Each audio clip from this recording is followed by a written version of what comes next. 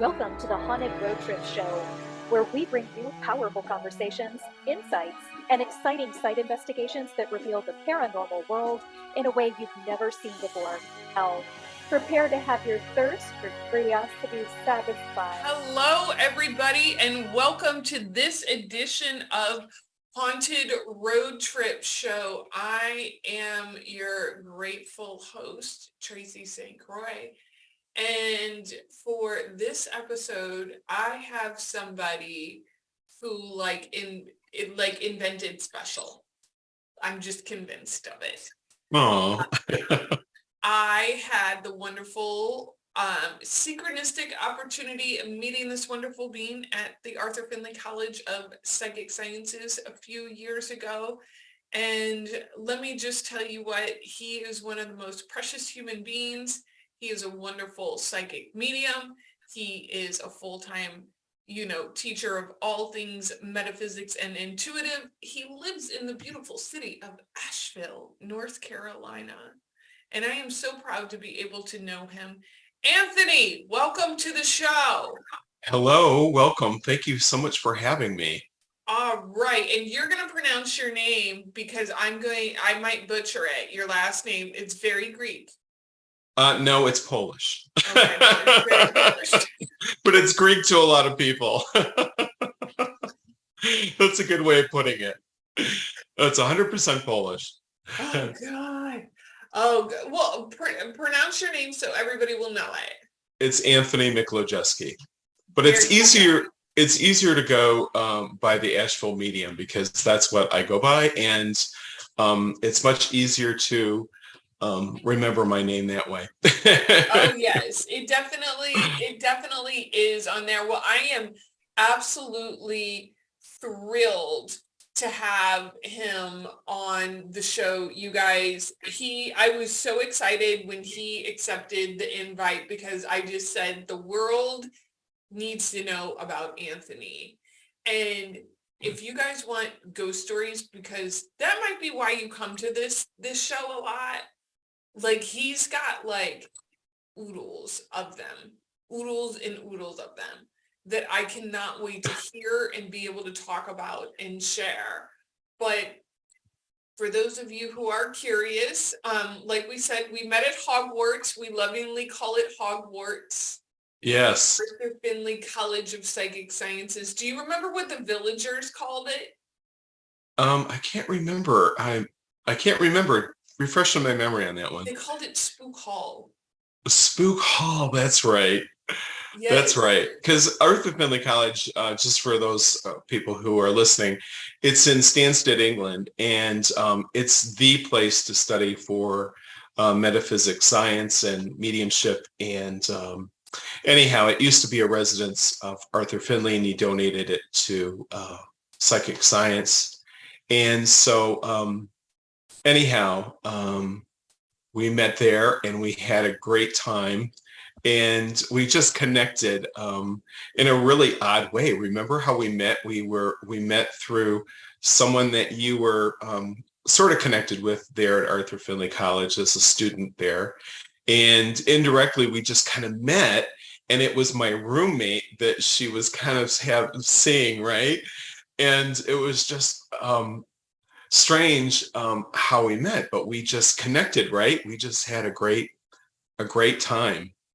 Oh yeah, that place, that place is known for connecting people, and it is very haunted for all of those who are wanting to know. It is very active paranormally. Yes. And do you remember we all had the same paranormal experience? Do you remember that? I do. Yes. I was sleeping the first night, and while trying to sleep, it was very hot and unusually warm that year. And I felt, someone touch me in the middle of the night, and they caressed my back. It was really weird. And I woke up and I was so freaked out by it. And I looked around, and of course, I was rooming with somebody, but he was way over there. I was like, okay, I know it's a spirit. And I just said to him, and I kind of whispered to the spirit, I said, okay, that's enough. Do not do that. I'm trying to sleep here. Yes. No, do you remember the door thing? Remember that a few nights later, the doors? I don't remember that. Refreshing my memory. I remember we were all about to go to bed and I went up to my room, and Arthur Findlay has these very older locks on the doors. So Yes. when somebody is coming in the door, it is noticeable. Like you can hear the hand on the doorknob turning, you can hear the skeleton key going into the door. Like there's no sneaking about in that place. And I remember I was in my room and I was sitting on the bed and the door was behind kind of like a little corner, so I couldn't see the door, but I heard the door starting to unlock and open. And I thought, that's weird because I'm not rooming with anybody. And I said, hello? And I just remember feeling like somebody just came through the room and was just like checking on things. It was weirdest thing. And then I remember It was. I remember you telling me now. Okay, you remember this now. Okay, great. See, I'm not crazy. And then the next morning, during the morning, me and Anthony, we would always meet up and we would walk down this gorgeous back pathway. It was like something out of a freaking fairy tale, y'all. With the meadow flowers, and it was gorgeous. And we'd go into Stansted Village and have a coffee at the cafe before classes started, and then come back and have breakfast. And we would just kind of, engage of what we experienced, either from the night before or, just what our classes were, right? Yeah. And remember, I told you, I said, this is what happened to me last night. And what did you say? I was like, yeah, I could hear the doors trying to open even for me as well. And I was like, wow. Because these doors are like, I would say they're almost like 8 inches thick. They're solid, probably walnut doors. I mean, they're gorgeous. The place was built in the mid 1800s, maybe the late 1800s, maybe like 1880 or something. I gotta look at the date on that. I apologize, but anyhow, it was built in the 1800s, and so the architecture, it's really quite astounding. It's like a miniature Downton Abbey, to give you an idea how big it is. And like, I remember, if you guys look up the history, but remember you said you had that happen in your room, and then you said the person next door had said something to you about the same thing. So it was right. And the next morning I was getting ready, and I came up because I had forgotten something from my room, and there was someone locked out of her room, and she says, I can't believe, like I stuck a towel in my door, because the showers were at the end of the hall, and she went to take a shower. When she came back, the door was closed and locked. And so she was standing out there with the towel on her head and around her body. And she's like, Anthony, you've got to go down and get an extra key. So I ran down and got her one. But we laughed about that because the doors, like she said, somebody locked me out. Yeah, there were definitely spirits there that were really, really liked to mess with the doors. And if you look into Arthur Findlay, there's I mean, this man specifically built this castle. Like there was, what was it? Something like 52 rooms and 12 smokestacks. It was something very connected with astrology. I remember that. I'll have to look up all of the direct information because I don't want to speak out of turn here. But I remember he was into like astronomy and astrology. Yes, and then he started investigating mediums and understanding the truth behind the information that they would have known, that that they did know, that they wouldn't have known about his past and about his family, and that's how he started to take more interest in mediums. And through his research, he donated his home to become a college, which is quite amazing. Yes, and it was many things. It was a war hospital. It was all kinds of, I could talk about some really cool paranormal experiences there, but I remember talking with you about all of your paranormal experiences outside of the Arthur Findlay College of Psychic Sciences as well. It seems to, you seem to be attracted to it. I have realized that I get a lot of physical mediumship experiences, and I'm actually going to Lilydale this year to study there in the Victorian Physical Mediumship Symposium. So I'm excited about that because I've realized that I am a physical medium. I'm in the beginning stages of understanding how to work with it. And for those of you that don't understand physical mediumship, it's about the spirit world being able to create physical movement of objects or manifestation or sounds or direct voice and they could do it with music and all kinds of things. I can't even cover all the physical mediumship, but it basically that the spirit world can actually create a physical experience, yes, for us to experience in the physical world. So you remember, okay, we said we weren't going to talk about AFC anymore, but one more quick story because it leads into your physical mediumship. Do you remember that night? And I can't remember the names of the mediums, that they were doing a physical and trance mediumship demonstration. Yes. And the lightning shot across the room. Yes, that's correct. We were inside, everybody. I know, it was really crazy. It was shocking, to say the least. If I hadn't have seen that with my own eyes and literally like probably at least about 40 other people were in the room as well. That saw yes. Like a good 40. Yes. That is an example, you guys, of how people with one kind of intention or holding space for something, how those manifestations do happen. Right. Because it's the power of the medium working their inner power to connect with the spirit world. And then the spirit world building up that energy to create that manifestation of physical activity. It's really quite amazing when you think about it. It was quite, that is something that will be a memory in my mind until I pass into the spirit world, because it was that like shocking. Literally. It was very shocking. But it was also shocking and gorgeous all at once. So that was, it certainly was. I was like, holy bejesus. So tell us about some of your more like creepy experiences with the paranormal. Like sure. You're like, what in the world? Sure. Well, as many of you know, I haven't always been a professional medium. I worked in the hair industry for, it's been now 44 years. And I know. And so I'm a late bloomer as far as the professional medium. So so most of my life was in the hair industry. And I lived in Michigan. And right now I live in North Carolina, near the Asheville area. And at the time I was, living in Detroit, in the Detroit area.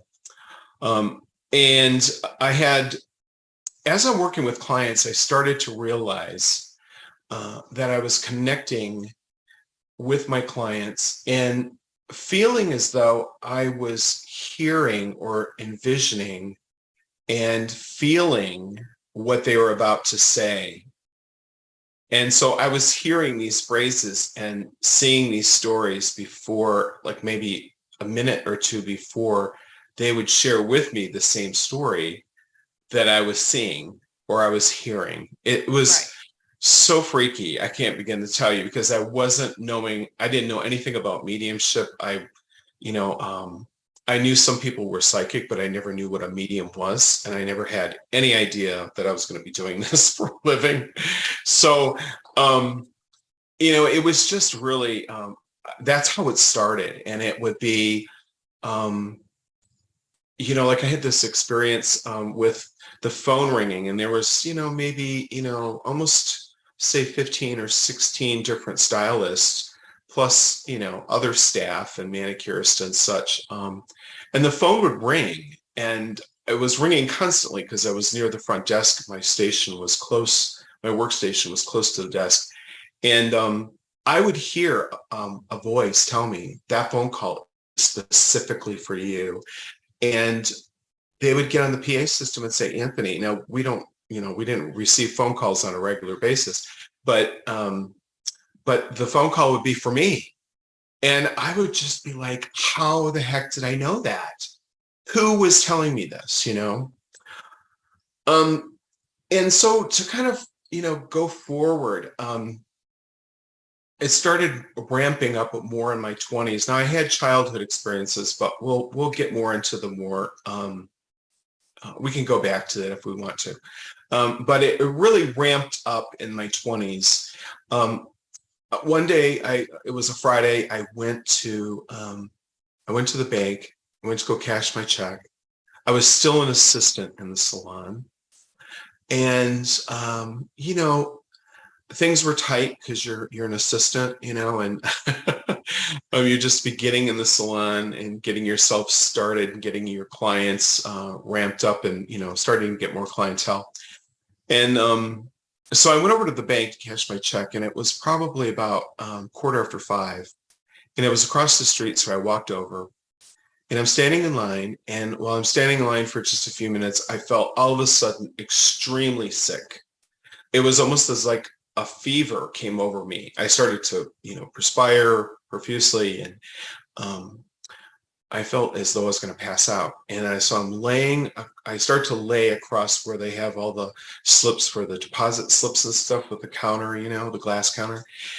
And I had to lay there on top of it. I thought I was going to fall on the floor. I mean, it was really frightening. And I thought seriously something was wrong with me.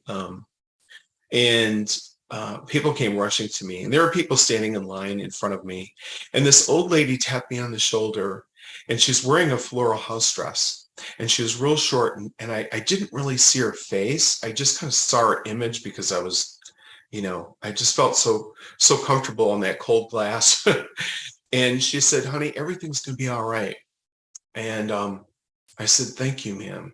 And so they brought me some water, and it was amazing. With as quick as it came on, it came off of me so quickly. It was almost as though something like attacked me. I don't know how to explain it. That's how I can explain it. Anyway, so I said to the man in front of me, I said, where's that little old lady that was behind me? And he said, there wasn't any old lady behind you. There wasn't a person like that. And I said, no, I saw her standing there behind me. And she spoke to me, and he says, there's no person that was standing there like that. And so I'm beginning to think, what the heck is happening to me? Did I imagine this? And so, I'm next in line to get up to the teller, and I'm just kind of, like, what is going on? And thinking in my mind, I'm not even thinking about going up to the teller. And the next thing I saw 3 men in black ski masks with guns jumping over the counter and to hold up the bank, right? This was a vision I see. Stop it. I saw it as a vision, like a movie. And I kept thinking to myself, oh my God, why am I thinking such horrible thoughts? This is horrible, I just, and it freaked me out even more, because here's something that I just saw. And I mean, it played out in front of me like it was, you're watching it on TV, and it was horrible. So I'm flipping out standing there. And next I get up to the teller, and she says to me, I walk up to her, and she says, well, what are we going to do today? And I says, you know what? I can't even think straight. Just deposit it. And she says, you look green. That's what she says. You look green. Are you okay? And I said, no, I'm not really okay. I think you should probably have someone watch to make sure I make it across the street to, where I work. And so I came back to work and I told a few of my colleagues about it, and they said, you had a premonition. Like, they kept saying, you had a premonition. This is like so crazy. And I'm even freaking out more. Like, why am I getting this premonition? And why was this thing so horrible, right? And so I had a client to do, and I had to get myself in my head and get focused because I can't have this all emotional stuff. And, I've got to get focused here. I got a client to do. And so I was able to do it, and I finished my client. And on my way home, I stopped at the 7-Eleven, and I knew the manager there. I picked up a soda or something. And I remember her telling me, she says, did you hear what happened over at the Comerica Bank across from where you work? And I said, no. And I remember my mouth being open, right? And she says, 3 men in black ski masks jumped the bank and held the bank up right before it closed. And of course, I dropped my soda at the 7-Eleven, and it splattered all over the place. And she said to me, you look green. That's what she said to me. And I had to tell her my story. And at the time, I kept thinking, like, why was these kind of things happening? That was just so shocking to experience, especially like in 1982 when, we just didn't have programs about mediumship or experiences or any kind of unsolved mysteries. No, we really didn't. So done it. Yeah, it was just a different world then, right? So that was one experience that changed my whole world after that, because it only ramped up after that. Who do you think the older woman was? Like, looking I think it was my grandmother. I think it was my grandmother from my dad's side. Yes, because I put the 2 and 2 together now, but at the time I just, and I didn't know her that well. I'd met her when I was like 5, and she passed away shortly after that. She lived with us for a while, and yeah, I think it was her, just telling me that things are going to be perfectly fine. Because I see pictures of her, and she always wears floral dresses, and they're like those house dresses that little Polish or, cultural ladies wear from, she's very European. Mm-hmm. But moving forward, I ended up lived in the suburbs. It's later in the 80s, and I decided that I wanted to buy my own home and stop living the apartment life and possibly have my own business in like 3 years. That was my goal, right? Right. So, I sold my expensive car. I left the expensive apartment that I loved, and I moved to inner city in Hamtramck, which is a city surrounded by Detroit, and it's a Polish area. It's changed now with different ethnicities recently, but at the time it was very, very Polish. And of course, I knew my parents at one time lived in that area. So I started looking for apartments, and at the time we had to look at the paper. We didn't have the phone or the internet back then. No Craigslist. So yeah, and I had a few artist friends that lived down there, and they're like, Anthony, the rent is so inexpensive. You'll be able to save a lot of money. You can get a roommate. It's safe. You got to go down there. It's wonderful. I mean, you'll have the drive to work, but you'll be able to go into downtown and go to the restaurants in Greek Town and, right. Mexican Town, do all the fun things. So I started looking, and I must have looked at probably 10 different apartments. And, I went there to interview, the landlords, because I wanted to see how clean it was, if it was a safe street and it was kept up nice and yada, yada. So I find this apartment, and there's this Greek and German woman and they're elderly, and they're the landlords, and they live down in the lower half of the building. And, the apartment was up above.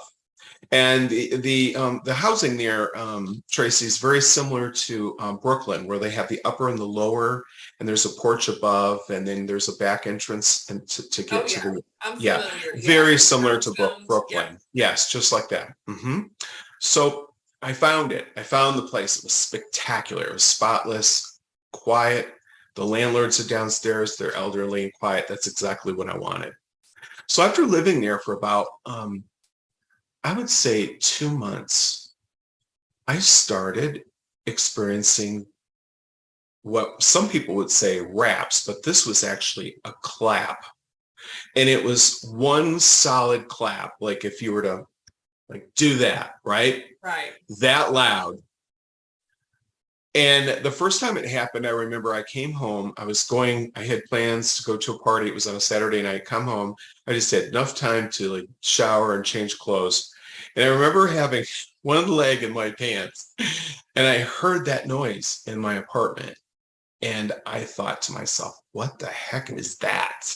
Right. I mean, I jumped about 2 feet because it was really loud. And I knew it came inside the apartment. So I quickly get dressed. I finished getting dressed, and I looked through the closets. I'm looking in the rooms. I had, I think, 3 bedrooms at the time, and so I'm looking through all the rooms. There's nothing. There's nothing that would indicate someone else is in the apartment, and that was a relief. So I just kind of like, oh, I don't even know what the heck this is, and so I went on with my evening, and anyhow, those claps kept increasing. And I went through 2 roommates because they were so freaked out by it.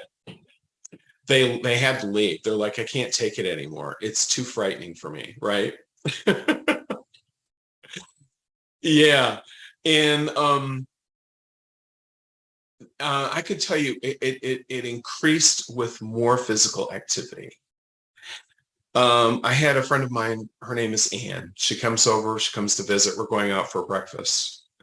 And we're sitting in my living room, we're talking, and I have the sofa with these sheer drapes behind me. Now there's a window there, a full-size window, but you can't open it. And the door that leads to the porch is open. It's in the late spring, early summer, so we had the front door open, screen doors there.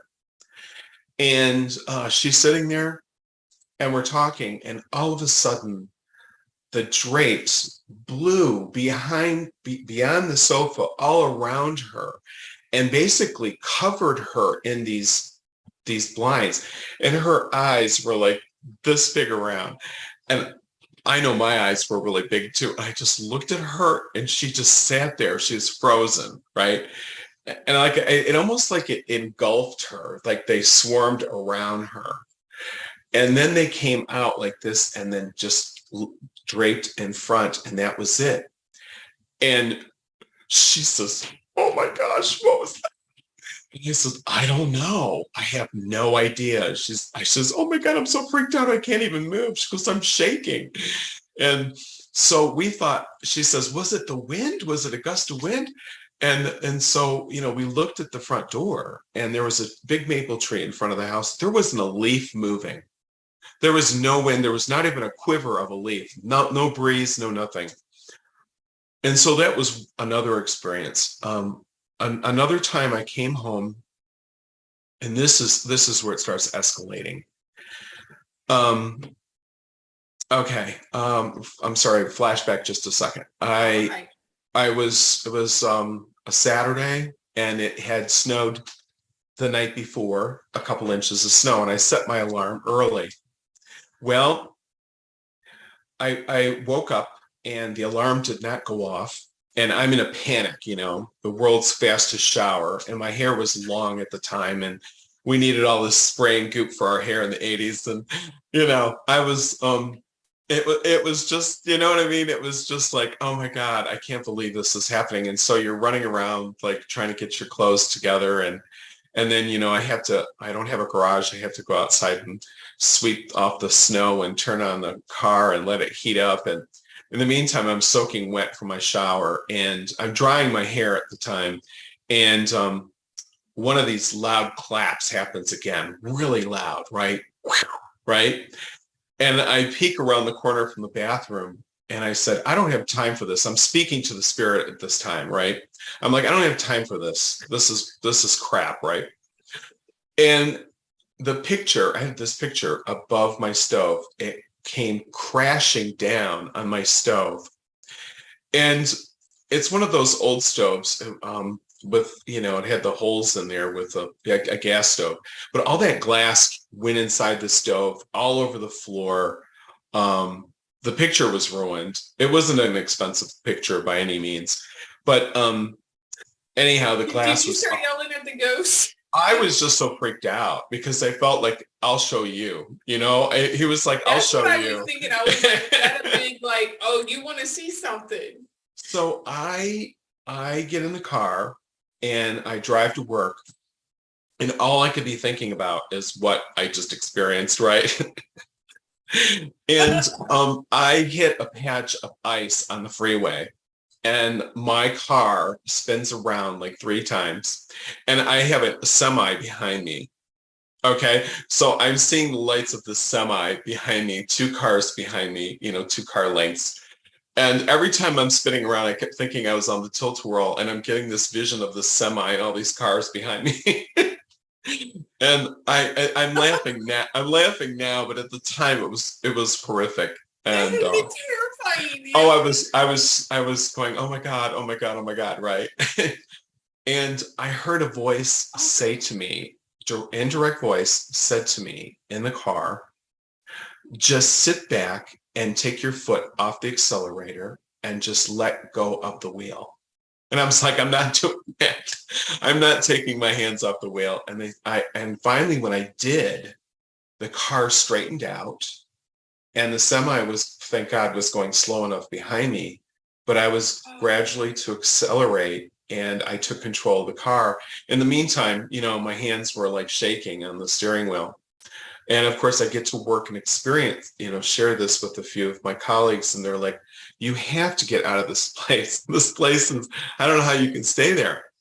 So anyhow, moving forward, I get home from a long work night and, is this the same day or a different night? Yeah, same day. It's it's a Saturday and you know it's in the winter time and of course it's dark by the time I get home and I kind of forgot about the glass, you know, and the whole incident. And I'm walking up the back way and I open the door and I see that the picture's still on the stove.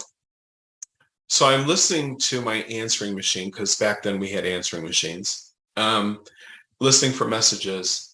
And I look at the stove and there's no glass anywhere to be found. No glass. I lift up the picture. There's no glass in the frame, which whatever was left of it. There's no glass in the stove. I lift up the stove to see, you know, right. And I'm on the floor looking to see if there's glass and there's nothing there. And I open up the trash pail and there's all this glass has been put in there meticulously in the trash bin, right? Now I get on the floor and I want to make sure because there's crevices and I wipe my hand on the floor and there wasn't a sliver of glass to be found on the floor. It was just the most insane thing. I was so freaking out. You have no idea. Okay, I'm still like, okay, you like that is a movie script. So like you move in somewhere and then one day like glass starts coming down. It gets better. Hang on, it gets better. There's more. Yeah. So I had stopped and picked up a movie thinking that I would watch it for the weekend. And I thought, well, I'm going to watch it tonight, you know. This was back when we had to go to Blockbuster. Yeah. Yes. It's where I stopped before I came home. Right.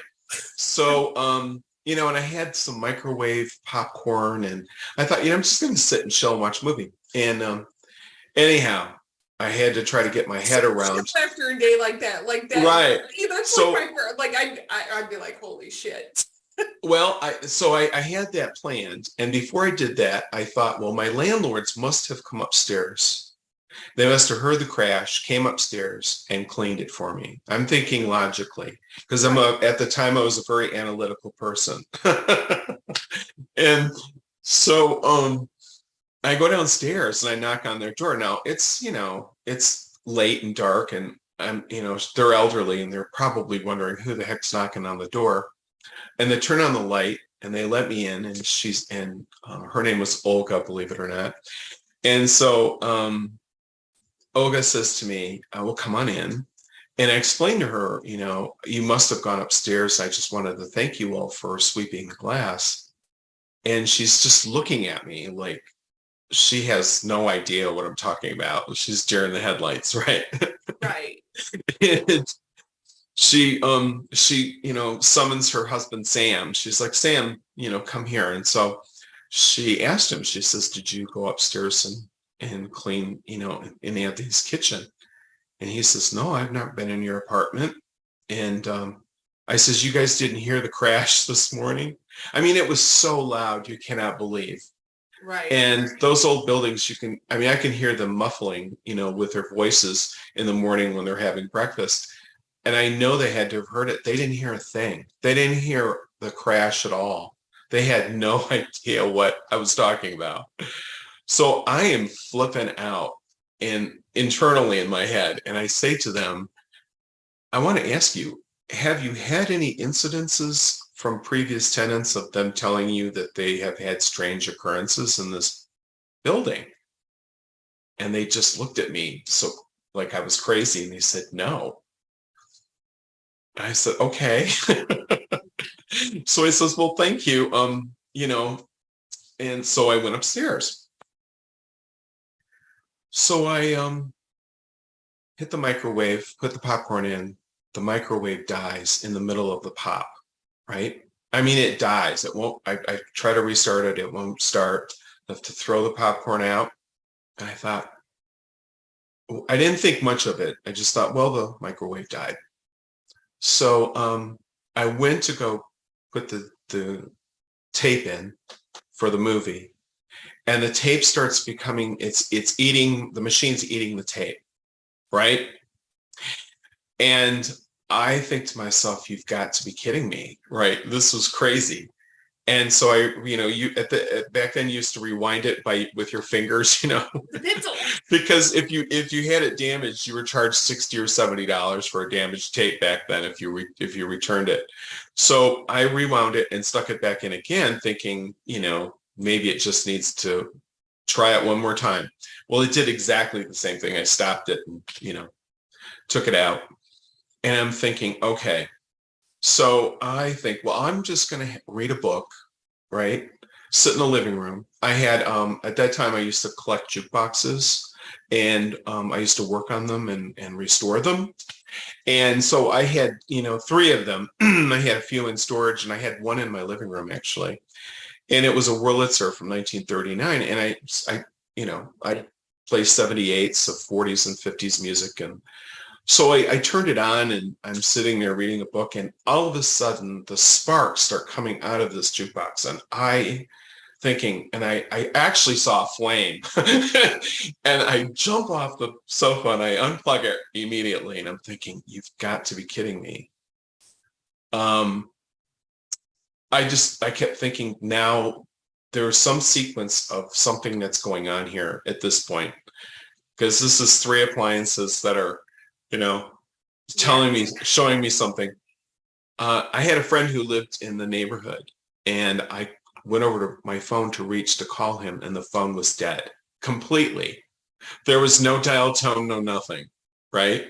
No cell phones back then, y'all. No cell phones back then. So I go downstairs again. Now this is later now, and I knock on the door again, and I asked if their phone went out, because we're on the same wire. And their phone was working perfectly fine. And I said, well, my phone is dead. I don't know what happened here. And well, anyhow, that phone was dead for 2 weeks. And the phone company could not figure out why there was no connection. And all of a sudden, one day it just started.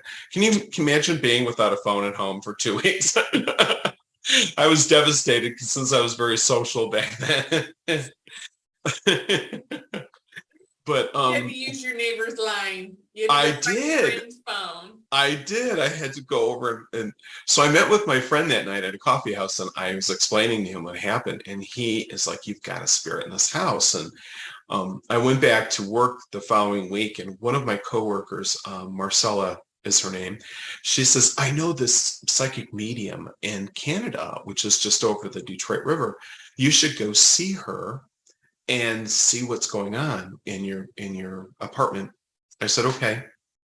So I made an appointment with her, and I went over to Canada over the bridge, and her name was Nancy, and she was lovely. She welcomed me in and sat me down. And the first thing she said to me, she says, "You have a spirit in your apartment, and that's why you're here. And you're wondering why this is happening to you." And I said, "Yes, absolutely. That's why I'm here." I was so blown away that she knew right from the get-go. Right.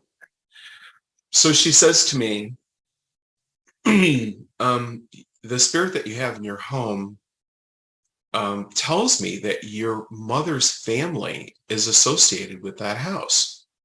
Did they own it?" She says, "Because there's some connection with your mom's family." And I says, "No, my mom didn't own that house, and or my mom's family didn't own the home." And she says, "Well, I asked spirit again, and the spirit tells me that there is a connection with your mom's family associated with that home." Right. So, I was taking all this in, and I was like, "Well, I found this place in the paper, looking at 15 different apartments." It was a random thing. I know no history of this place. She says to me, "The spirit knows your family, and there's an association with that building and your mother's family, and you need to ask your parents, your mom and her family about this." Right. So I came home, and I did acquire, but to go on with the reading, Nancy explained to me, she says, "The reason all these things are happening to you is because you're a medium, Anthony." And I said, "I'm a medium." I said, "What's a medium?" And she says, "What I do," she goes, "I connect with the spirit world of people who used to live in the physical world." I said, "Oh, no way. I'm not a medium." She says, "Oh, no, you are." And I was in such denial at the time. I couldn't, I was like, "There's no way." She says, "Oh, wait." She says, "There's more. You're going to do this for work later on in your life." And she says, "You've been chosen to do this for work. That's the difference. There's a difference of being interested in it, but there's a difference when they handpick you." And I said, "There's no way I'm doing this." Right. I mean, I just was at a different place, and I don't think I was mature enough at the time to work with mediumship and the responsibility that's involved with it. But she says to me, she says, this, the spirit passed away during the Depression.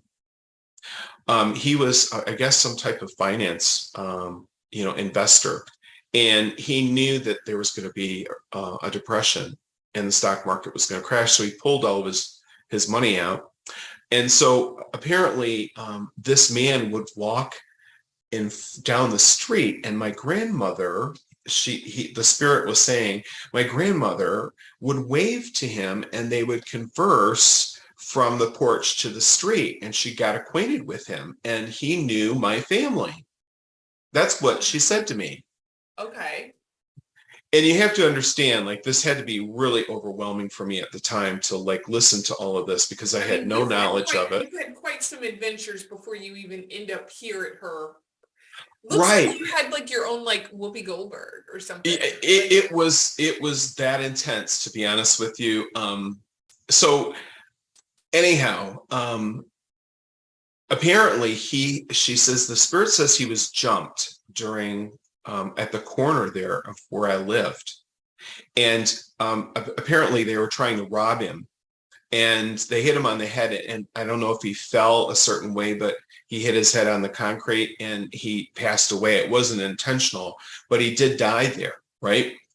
And so I was writing all this down, correct? And I wanted to do my research. So I'm trying to think what else. Oh, and so she says, when you want to out from your mom, like, yes, I'm getting to that. So she says, you want to get rid of him because she goes, you are going to buy your own home and you're going to buy your own business. And Anthony, he's going to come with you. If you don't tell him, like you need to release him. He needs to not come. Like, so anytime you have a physical, issue, just tell him to move on and that, go towards the light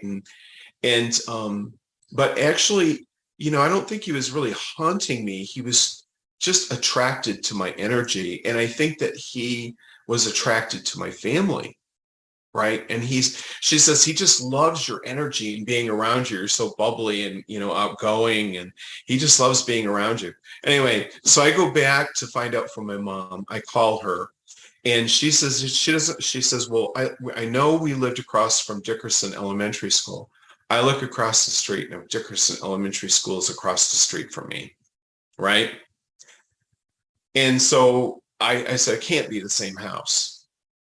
So she says, talk to your Aunt Molly, who's, 4 years older than me. And she says, she will speak to you about the history of, because we did live across from Dickerson Elementary School.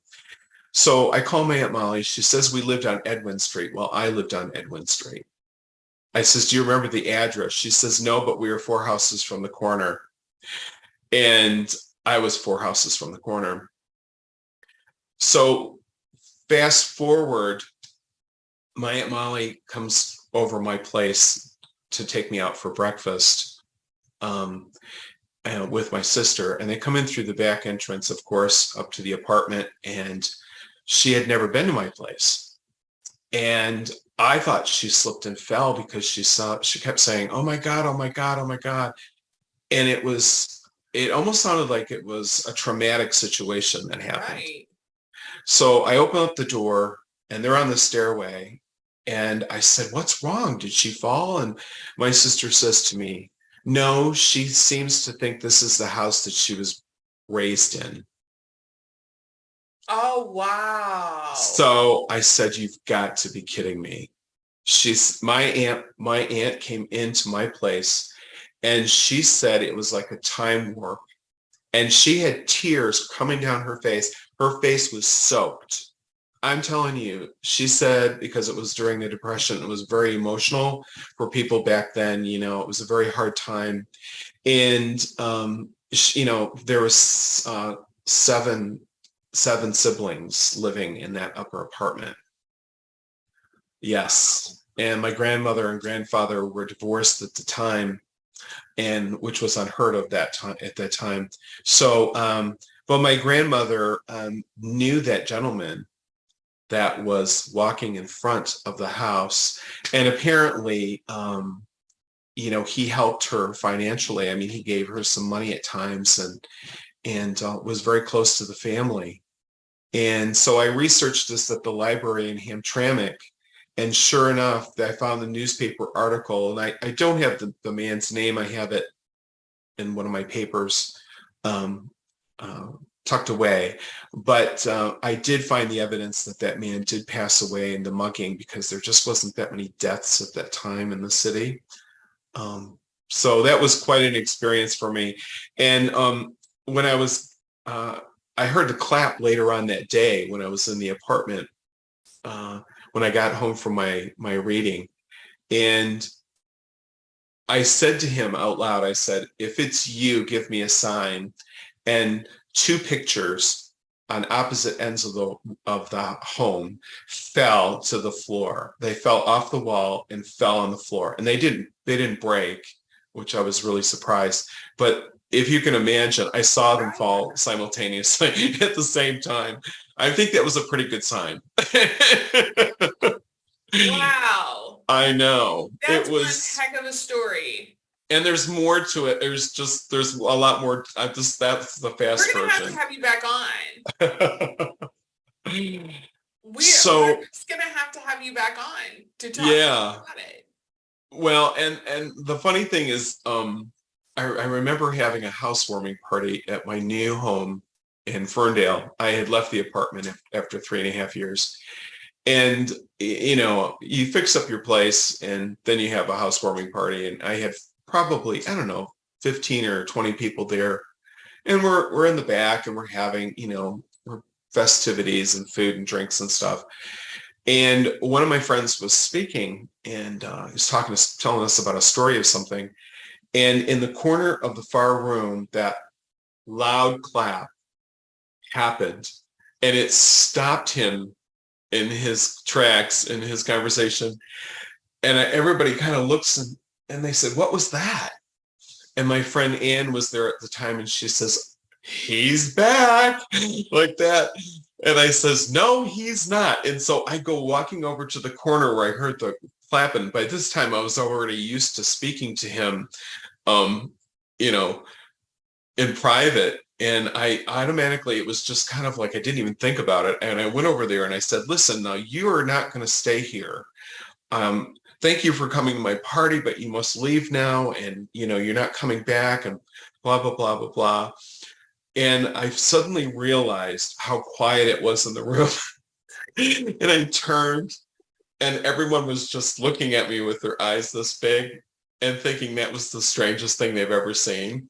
And I'll never forget it for the rest of my life. And so my friend Ann explained about the whole story with the spirit and everybody was interested in hearing about it. And we all laughed about it. But it was, yeah, that's what happened. Oh, wow. Yeah. So, and I didn't see him after that. That was the last time. One of his or not many see him, stories, but hear from him. everybody. That is just one of his many stories that we're, you know, you guys are going to have to give this episode a 5-star review and let us know that you want Anthony to come back on and talk a little bit more. You want to play a little game? We have time just for a little game. I call it, are we going to book it? Or are we going to book it out of there? You want to play? So this Sure. is where we are going to, if I can find it, we go. So I am going to share my screen. So this is where we are going to look at one of my favorite Instagram pages called Cheap Old Houses. Have you ever seen this? No, I haven't. Okay. So let's take a look at the winner that I picked today. So it seems like, I don't even know where this is at, somewhere in Italy. It says, I'm speechless over these floors and ceilings. Look, listed for 75,000 pounds, 81,000 and some change American dollars. Beautiful. Large character house with amazing original floor tiles on the, I'm not going to even say that because I will butcher it. It looks like Molise region. The house is situated on historic center. Oh my God, all these Italian words that I'm just going to butcher. You guys are going to have to go to this listing. Okay. So we've got 2,800 square feet. The main entrance is situated on the ground floor where a characteristic stone arch portal leads into a characteristic alley. Here we find the main door of the house that opens directly into a large living room with beautiful, authentic cement tiles from the living room. 4 fabulous antique doors lead to 2 very, very what? It doesn't say on here. Hold on. Well, oh, there you go. Very large bedrooms. Both bedrooms are very bright thanks to the double exposure, and one of them rooms features original cement tiles with geometric pattern. The terrace enjoys a fantastic view across the hills of the looks like Magella Mountains. So let's take a that looks like the servant stairs from Downton Abbey. Yes. Or Arthur Findlay. Yes. Oh my God. I mean, are we staying there, Anthony? Would you stay here with me for a minute? Oh yeah, it's great. It's beautiful. Play a really good like mediumship demo communication right there. That would be cool. The mosaic tiles on the floor are just gorgeous. Oh my God. Those would probably trip me out. Those look very much like who's the painter that does all those things where it's like the painting is coming at you? Mm-hmm. Yeah, it's very three-dimensional, isn't it? Yes, it's very trippy. Oh, beautiful again. Wow. Oh, wow. Yeah, I would stay here. I would stay here, y'all. This place definitely has some spirit energy to it. It does. It has good energy, though. It's got good energy. It does. It has loving, really. It seems like there's a lot of, to me, a lot of gatherings there at this home. Yeah, it seems like we've got playful energy. Look at that archway going in. Yeah. I want to see the whole, okay, that's a beautiful view. Okay, we're going to book it there. And meaning we're going to stay there. Okay, so I've got one more. Okay. So I found this, and this is kind of in your area, Summerfield, North Carolina. Okay. Let's see. It looks like it used to be like an old bank or a butcher shop or something. Mm-hmm. Let's see. Oh, this is an old hardware store, it says. Many possibilities. The finely detailed Gordon hardware store was built in 1870s by a local carpenter builder, George J. Smith, who had also built the elaborate store on the other corner of Henry Clay, Britain. Noah Webster Oldburn, Britain's cousin, eventually opened up a general store of merchandise, and it goes on and on and on and on and on. Talk a lot about the history of it, and we are going to, though, we want to look at the fabulous photos of it. Okay, the outside looks all right. It definitely needs some shrubs and some repair. Yep. Definitely. I don't know, Anthony. I got dust allergies. I would investigate in here. Oh, wow. It's kind of cool. I have remodeled a few homes in my life, and at this point of almost being 60, I don't think I could go through it again. Yeah, I don't think I can do that. But I think I'm gonna have to pass on staying here. It looks very dead. Yeah, the energy is it seems like it's had some hard times. Yeah, it seems like this, you know what, this seems like a staircase that leads up to a living area or an office area. Mm-hmm. Yeah. Oh, what was that? I don't know. Oh, that's the backside. That's the backside. Mm-hmm. Yeah. Well, I'm gonna book it out of there. I'm gonna pass. That place looks a little too much for my flavor, for my preference of things.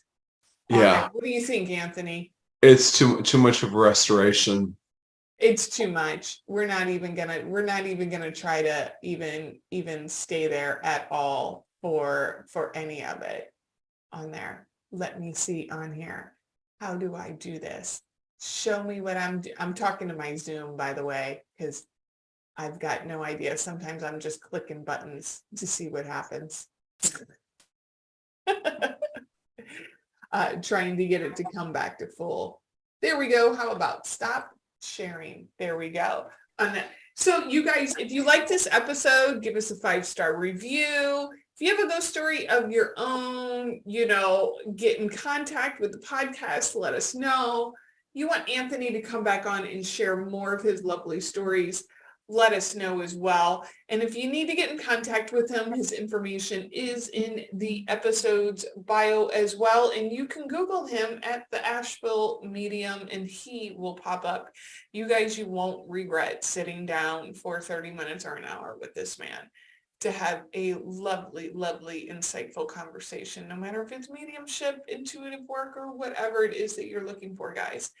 Thank you once again for tuning in, guys, to the Haunted Road Trips show. Stay cool, stay calm, stay awesome out there, okay?